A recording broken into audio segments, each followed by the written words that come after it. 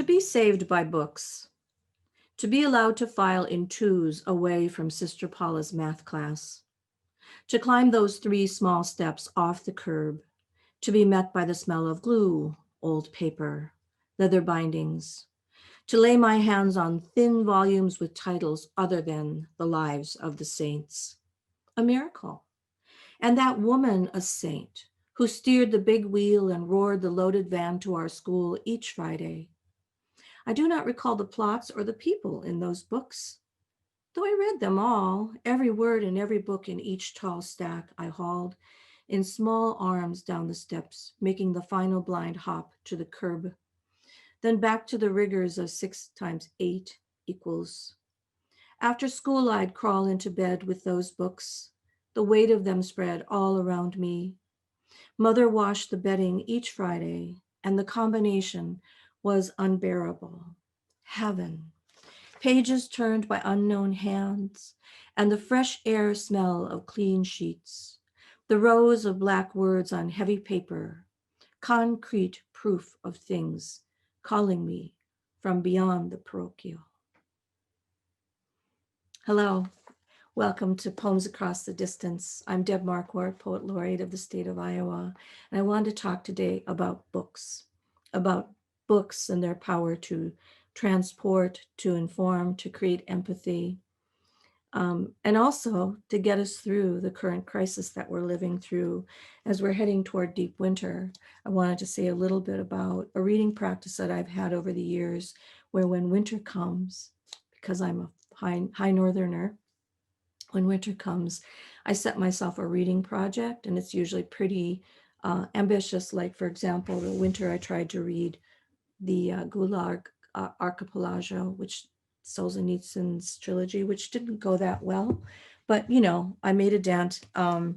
Another year, the Sagas of Icelanders. It seemed appropriate since it was a cold place, and I was reading about a cold place. This is a really great volume, and it has a great introduction from Jane Smiley, who is kind of an expert in Iceland culture and history. Landmark Thucydides, History of the Peloponnesian Wars. That was another year. This winter, my big reading project is Marcel Proust's Remembrance of Things Past. I only have 4 of these volumes of the first 4 of the Prendergast translation, which was a recent translation several years ago now. And I'm going to try to read into that, those volumes this winter. So I thought I would give you some reading recommendations in case you're looking for things for winter reading or for gifts.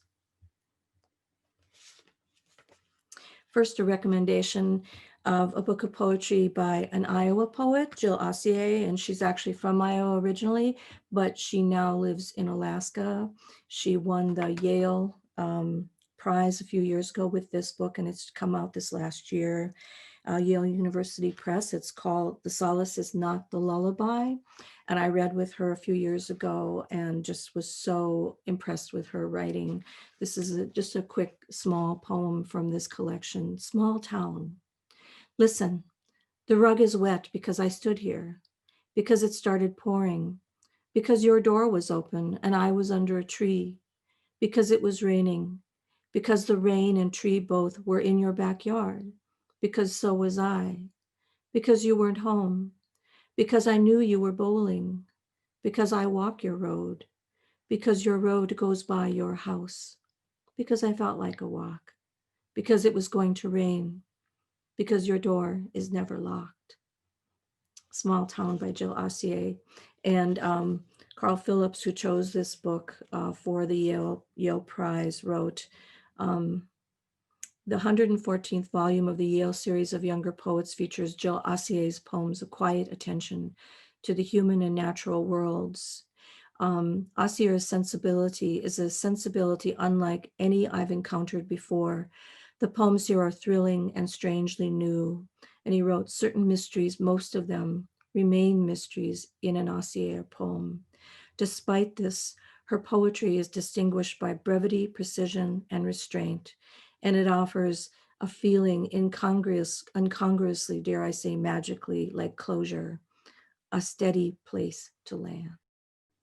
A few more recommendations. Right now, I'm about halfway through this book, Lightning Flowers, and it's by Catherine Standifer, My Journey to Uncover the Cost of Saving a Life. It's kind of an amazing story.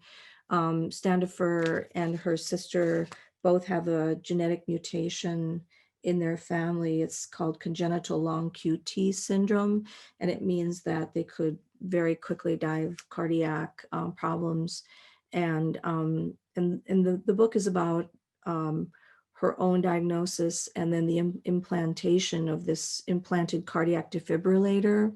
And she begins to get interested in the origins of the defibrillator that's in her body that's saving her life.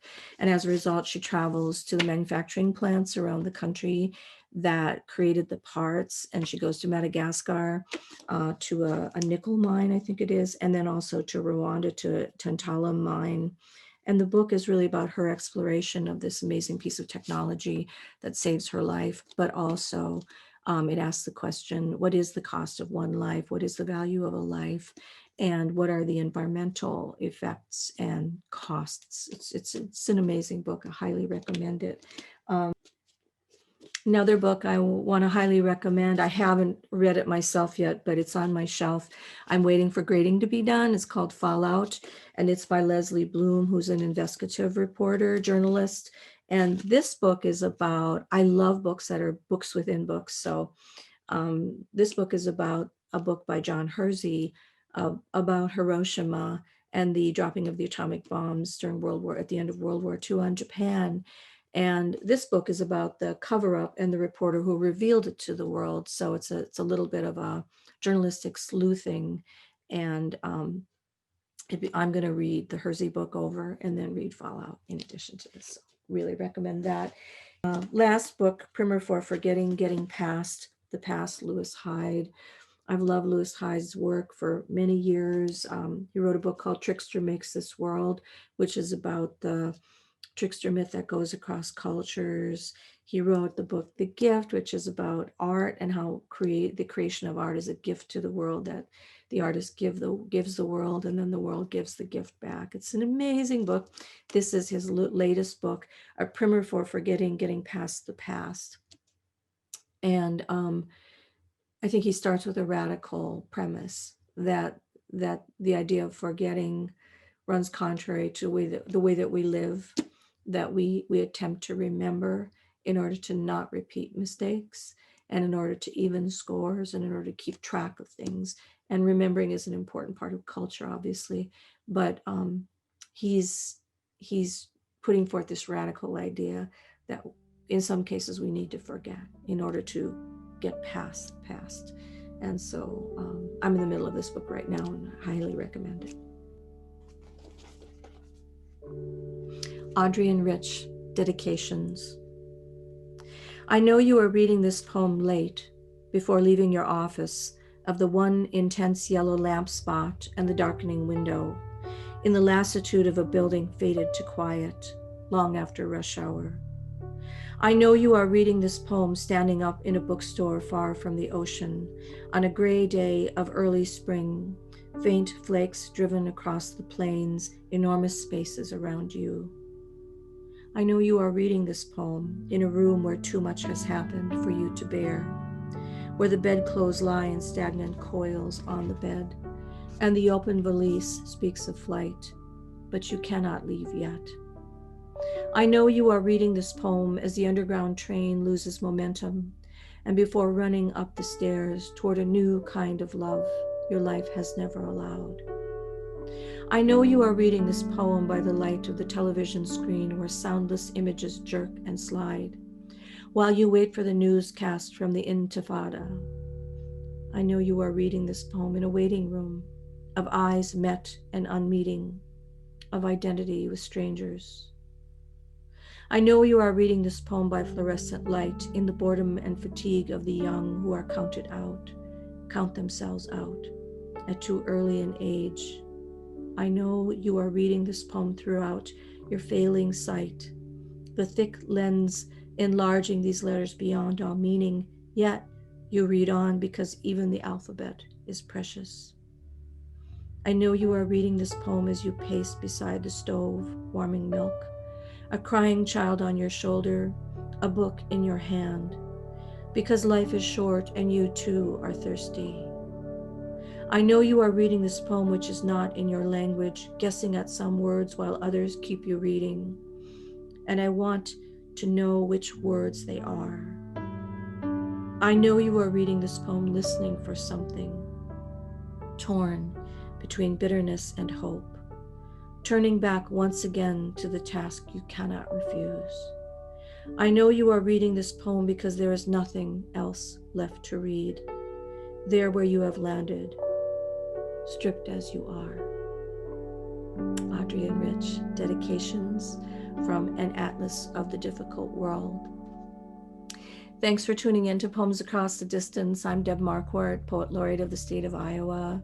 Keep reading, keep yourself healthy, stay safe, love those around you, and I'll see you next time.